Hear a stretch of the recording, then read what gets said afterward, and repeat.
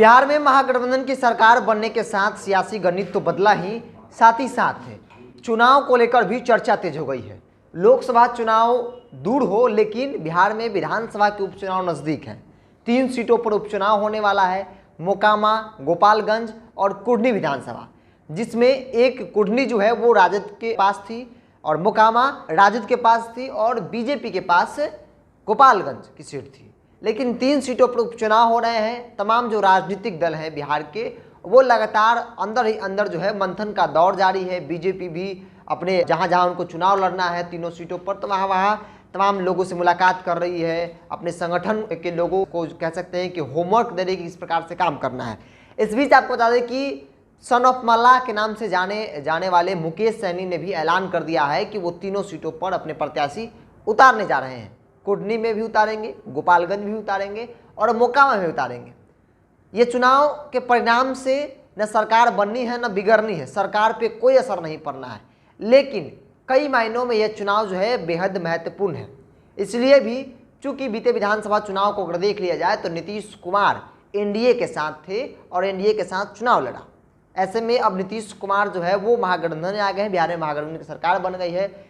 समीकरण जो है, गणित जो है वो सरकार की बदल गई है। तो ऐसे में भारतीय जनता पार्टी को भी अपने आप को प्रूफ करना है कि क्या नीतीश कुमार के बगैर हम चुनावी मैदान में अपने परफॉर्मेंस को अच्छा कर सकते हैं या नहीं कर सकते हैं, या नीतीश कुमार उनके लिए एक बड़ा कह सकते हैं कि वो झटका साबित हो गए। इन तमाम चीज़ों को लेकर जो है वो चुनाव बेहद महत्वपूर्ण है। इस बीच मुकेश सहनी का ऐलान कि वो 3 सीटों पर प्रत्याशी उतारेंगे चुनावी मैदान में। हालांकि उन्होंने यह भी कह दिया कि अब जल्द ही हम 3 सीटों पर जो है वो अपनी सभा का कार्यक्रम जो है वो भी शुरू कर देंगे, प्रचार प्रसार कह सकते को शुरू कर देंगे। मुकेश सहनी काफ़ी एक्टिव नज़र आ रहे हैं। दूसरा नाम चिराग पासवान का। चिराग पासवान क्या करेंगे? क्या चिराग पासवान नीतीश के खिलाफ या महागठबंधन के खिलाफ उम्मीदवार को देंगे? चूँकि आमतौर पर नीतीश कुमार की विरोध की राजनीति चिराग पासवान करते हैं। अगर चिराग पासवान नीतीश कुमार का विरोध करना छोड़ दे तो उनकी राजनीति वहीं पे खत्म हो जाती है। चिराग पासवान हर एक चुनाव को देखा जाए, उपचुनाव हो या विधानसभा का चुनाव हो, तो नीतीश कुमार के खिलाफ हर वो सीट पर उम्मीदवार उतारे जहां नीतीश कुमार की पार्टी चुनाव लड़ रही थी। यानी सीधे तौर पर नीतीश कुमार को डैमेज करना ही उनका मकसद है।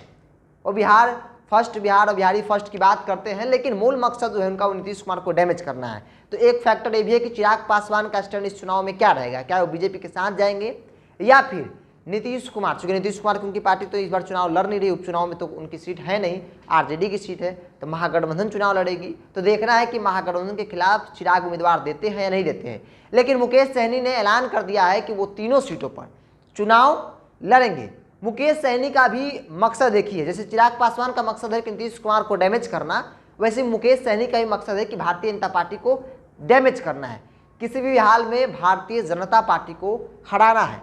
मुकेश सहनी के लिए जीत से ज़्यादा खुशी हार में होती है, और वो भी भारतीय जनता पार्टी की हार जाए तो और बड़ी खुशी होती है। क्योंकि आपने कई चुनाव को देखा, इससे पहले जब बोचा में चुनाव हुए तो मुकेश सहनी की पार्टी 3 नंबर पर थी, सेकेंड स्थान जो है वो बीजेपी थी।